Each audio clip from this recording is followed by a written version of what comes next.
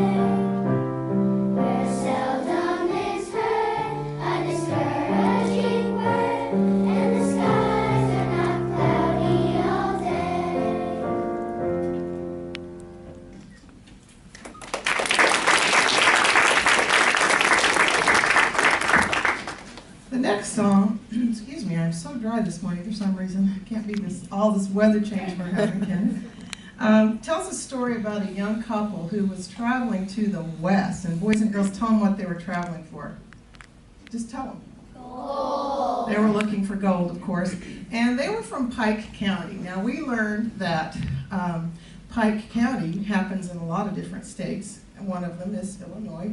So we chose to believe that this song originated in Illinois, and we're going with that. So, so we learned a little bit of history too, third grade teachers, okay? Anyway, it told a lot about the struggles of this young couple as they traveled. And I think it surprised the kids a lot how long it would have really taken for them to get from here in Pike County to California. So, and maybe when they're used to just hopping in a car or an airplane, some of them have already been. So anyway, here's the story of Sweet Betsy from Pike. We've taken out a few verses just to shorten it just a little bit, but you'll get the idea.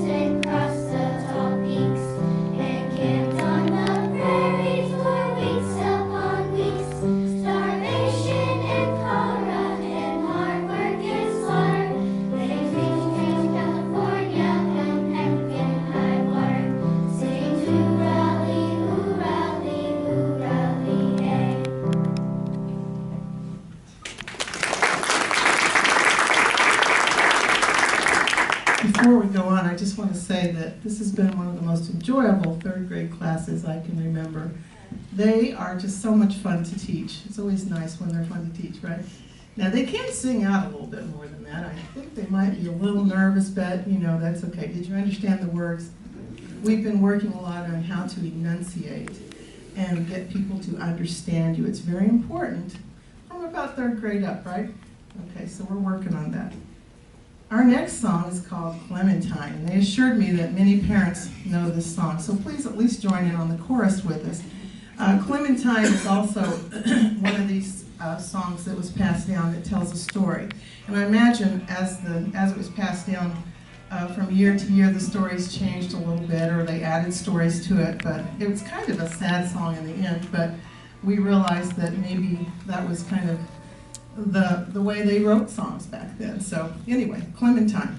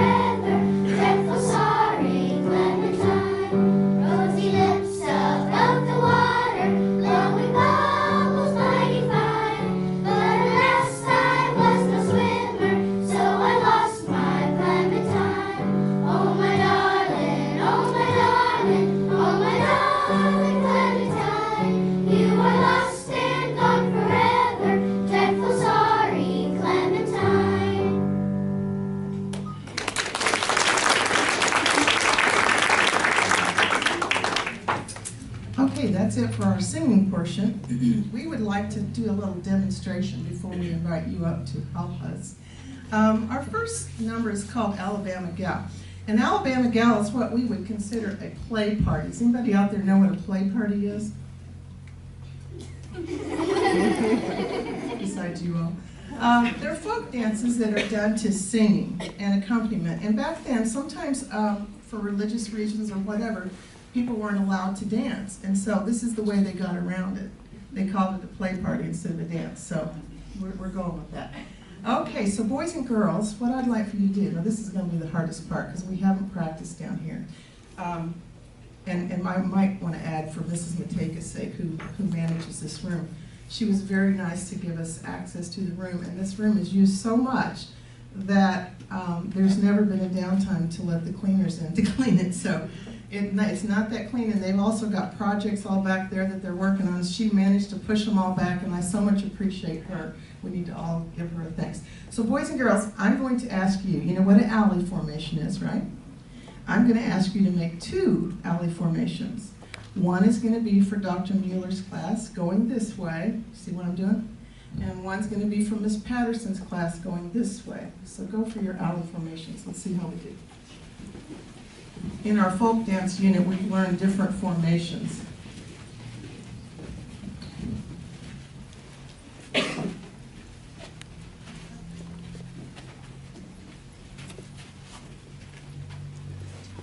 Nice. Nice straight rope. Let's move your grip this way. Just a little bit.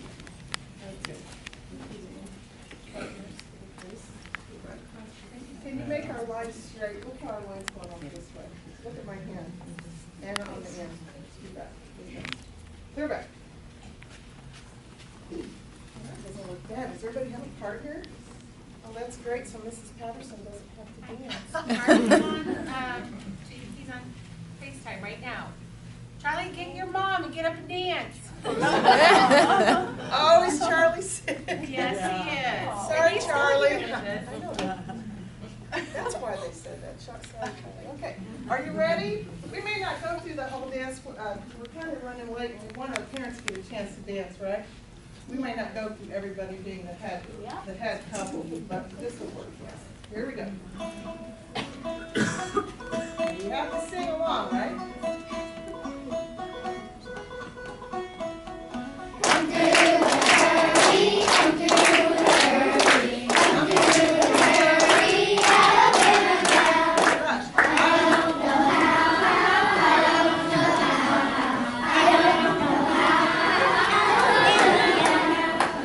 I'll show you how.